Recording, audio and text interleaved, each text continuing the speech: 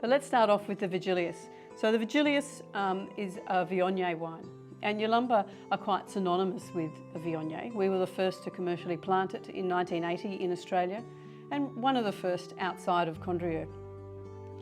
The Virgilius, as a wine, is a wine that we released first from 1998. That was when we first thought that we'd really reached the sort of the style that we wanted to have as our top Viognier.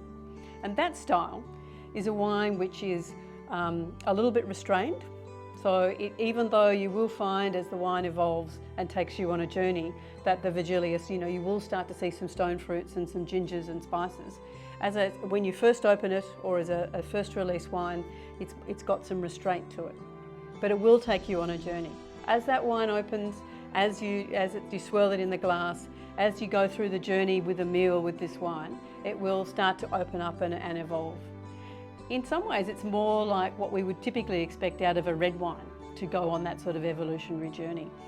And I think that's a really interesting thing about this Virgilius wine is that in some ways it's almost red wine-like, even though it has no colour.